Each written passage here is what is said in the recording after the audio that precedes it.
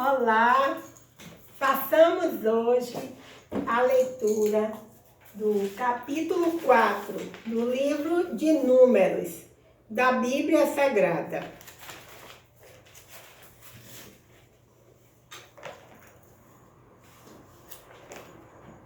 Números, capítulo 4. Os deveres dos levitas. E falou o Senhor a Moisés e Arão, dizendo, Números 4, 2, toma a soma dos filhos de Coate, do meio dos filhos de Levi, pelas suas gerações, segundo a casa de seus pais.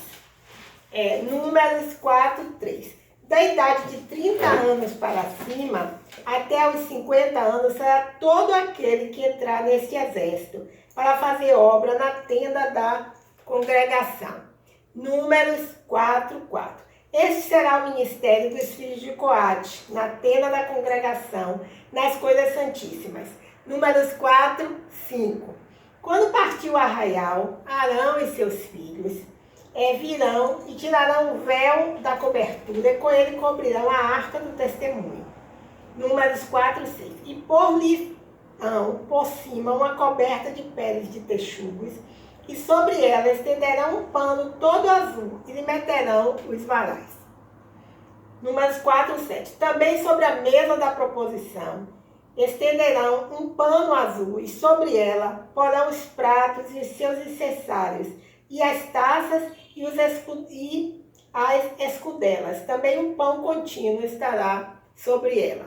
Números 4, 8. Depois estenderão em cima deles um pano carmesim, e com a coberta de peles de texugos o cobrirão, e lhe porão os seus varais. Números 4, 9. Então tomarão um pano azul e cobrirão o castiçal da luminária e as suas lâmpadas e os seus espivitadores e os seus apagadores e todos os seus vasos de azeite com que o servem. Números 4, 10. E meterão a ele e a todos os seus utensílios na coberta de peles de texugos e o porão sobre os varais.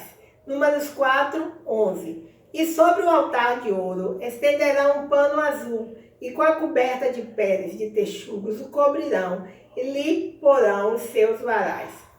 Números 4, 12. Também tomarão todos os utensílios do ministério, com que servem no santuário, e os porão num pano azul, e os cobrirão com uma coberta de peles de texugos, e os porão sobre os varais. Números 4, 13. E tirarão as cinzas do altar, e por cima dele estenderão um pano de púrpura.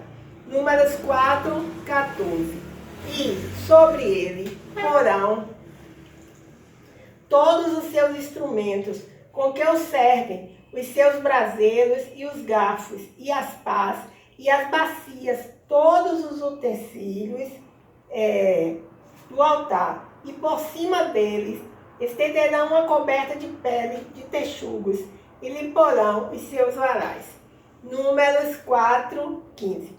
Havendo, pois, Arão e seus filhos, ao partir do arraial, acabado de cumprir o santuário e todos os instrumentos do santuário, então os filhos de Coate virão para levá-lo, mas no santuário não tocarão, para que não morram. Este é o cargo dos filhos de Coate, na tenda da congregação. Números 4, 16. Porém, o cargo de Eleazar, filho de Arão, o sacerdote, será o azeite da luminária, e o incenso aromático, e a contínua oferta dos manjares, e o azeite da unção, o cargo de todo o tabernáculo e de tudo que nele há, o santuário e seus móveis. Números 4, 17. E falou o Senhor a Moisés e Arão, dizendo, Números 4, 18. Não deixareis extirpar a tribo das gerações dos coatitas do meio dos levitas. Números 4, 19. Mas isto lhes farei, para que vivam e não morram, quando chegarem à santidade das santidades. Arão e seus filhos virão, e a cada um porão no seu ministério e no seu cargo. Números 4, 20. porém não entrarão a ver quando cumprirem o santuário, para que não morram. Números 4, 21. Falou mais o Senhor a Moisés, dizendo, Números 4, 22. Toma também a soma dos filhos de Gerson, segundo a casa de seus pais, segundo as suas gerações. Números 4, 23. Da idade de 30 anos para cima, até os 50, contarás a todo aquele que entrar a servir no seu serviço, para exercer o ministério na tenda da congregação. Números 4, 24. Este será o ministério das gerações dos gersonitas no serviço e na carga. Números 4, 25. Levarão, pois, as cortinas do tabernáculo e a tenda da congregação e a sua cobertura e a cobertura de peles de texugos que está em cima, sobre ele, e o véu da porta da tenda da congregação. Números 4, 26. E as cortinas do pátio e o véu da porta do pátio, que está junto ao tabernáculo e junto ao altar em redor, e as suas cordas e todos os instrumentos do seu ministério, com tudo que se adereçar para eles, para que ministrem. Números 4, 27. Todo o ministério dos filhos dos gersonitas, em todo o seu cargo e em todo o seu ministério, será segundo o mandato de Arão e de seus filhos, e lhes encomendareis em guarda todo o seu cargo. Números 4, 28. Este é o ministério das gerações dos filhos dos gersonitas na tenda da congregação. E a sua guarda será debaixo da mão de Itamar, filho de Arão, o sacerdote. Números 4, 29. Quanto aos filhos de Merari, segundo as suas gerações e segundo a casa de seus pais, os contarás. Números 4, 30. Da idade de 30 anos para cima, até os 50, contarás a todo aquele que entrar neste serviço, para exercer o ministério da tenda da congregação. Números 4, 31. Esta, pois, será a guarda do seu cargo, segundo todo o seu ministério na tenda da congregação. As tábuas do tabernáculo e os seus varais, e as suas colunas e as suas bases. Números 4, 32. Também as colunas do pátio em redor, e as suas bases, e as suas cordas, com todos os seus instrumentos, com todo o seu ministério. E contareis os utensílios da guarda do seu cargo, nome por nome. Números 4, 33. Este é o ministério das gerações dos filhos de Merari, segundo todo o seu ministério, na tenda da congregação, debaixo da mão de Itamar, filho de Arão, o sacerdote. Números 4, 34. Moisés, pois, e Arão, e os príncipes da congregação, contarão os filhos dos coatitas, segundo as suas gerações, segundo a casa de seus pais. Números 4, 35. Da idade de 30 anos para cima, até os 50, todo aquele que entrou neste serviço para o ministério da tenda da congregação. Números 4, 36. Os que deles foram contados, pois, segundo as suas gerações, foram 2.750. Números 4, 36. Estes são os que foram contados das gerações dos coatitas, de todo aquele que ministrava na tenda da congregação, os quais contaram Moisés e Arão, conforme o mandado do Senhor pela mão de Moisés. Números 4, 38. Semelhantemente, os que foram contados dos filhos de Gerson, segundo as suas gerações, segundo a casa de seus pais. Números 4, 39. Da idade de 30 anos para cima, até os 50, todo aquele que entrou nesse serviço para o ministério na tenda da congregação. Números 4, 40. Os que deles foram contados, segundo as suas gerações e segundo a casa de seus pais, foram 2.630. Números 4, 41. Esses são os contados das gerações dos filhos de Gerson, de todo aquele que ministrava na tenda da congregação, os quais contaram Moisés e Arão, conforme o mandado do Senhor. Números 4, 42. E os que foram contados das gerações dos filhos de Merari, segundo as suas gerações e segundo a casa de seus pais, Números 4, 43, da idade de 30 anos para cima até os 50, todo aquele que entrou nesse serviço para o ministério na tenda da congregação. Números 4, 44.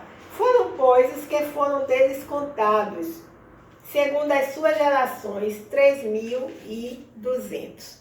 Números 4, 45. Estes são os contados das gerações dos filhos de Merari, os quais contaram Moisés e Arão, conforme o mandado do Senhor pela mão de Moisés. Números 4, 46. Todos os que deles foram contados, que contaram Moisés e Arão, e os príncipes de Israel, dos levitas, segundo as suas gerações e segundo a casa de seus pais. Números 4, 47. Da idade de 30 anos para cima até os 50, todo aquele que entrava a executar o ministério da administração e o ministério da carga na tenda da congregação. Números 4, 48. E os que deles foram contados foram 8.580. Números 4, 49. Conforme o mandado do Senhor pela mão de Moisés, foram contados cada qual segundo o seu ministério e segundo o seu cargo. E foram os que deles foram contados, aqueles que o Senhor ordenara a Moisés. Bem, encerramos assim a leitura do capítulo 4 do livro de Números, da Bíblia Sagrada, certo? Bem, eu vou ler aqui para vocês uma passagem que está no livro de 1 Reis, capítulo 3, né? Diz assim: e em Gibeão, uma cidade, né? O Senhor apareceu a Salomão. Salomão foi um rei de Israel. De noite em sonhos e disse-lhe Deus: pede o que quiseres que te dê. E disse Salomão: de grande beneficência usaste tu com teu servo Davi, meu pai, como também ele andou contigo em verdade, e em justiça, e em retidão de coração perante a tua face, e guardaste-lhe esta grande beneficência, e lhe deste um filho, que se assentaste no seu trono, como se vê nesse dia. Agora, pois, ó Senhor meu Deus, tu fizeste reinar teu servo em lugar de Davi, teu pai, e sou ainda menino pequeno, nem sei como sair, nem como entrar. E teu servo está no meio do teu povo que elegeste, povo grande que nem se pode contar, nem numerar pela sua multidão. A teu servo, pois, dá um coração entendido, ou seja, dá sabedoria, para julgar teu povo, para que prudentemente discirna entre o bem e o mal. Porque quem poderia julgar a este teu grande povo? E esta palavra pareceu boa aos olhos do Senhor, que Salomão pedisse esta coisa, ou seja, sabedoria. E disse-lhe Deus: portanto, pediste esta coisa e não pediste para ti riquezas, nem pediste a vida de teus inimigos, mas pediste para ti entendimento, ou seja, sabedoria, para ouvir causas de juízo. Eis que fiz segundo as tuas palavras, eis que te dei um coração tão sábio e entendido, que antes de ti teu igual não houve, e depois de ti teu igual se não levantará. E também até o que não pediste te dei, assim, riquezas como glória, que não haja teu igual entre os reis, por todos os teus dias. Bem, então repare que interessante, né? Este rei poderia ter pedido riquezas, né? Quando ele recebeu o reinado, mas ele pediu ao Senhor Deus sabedoria, né?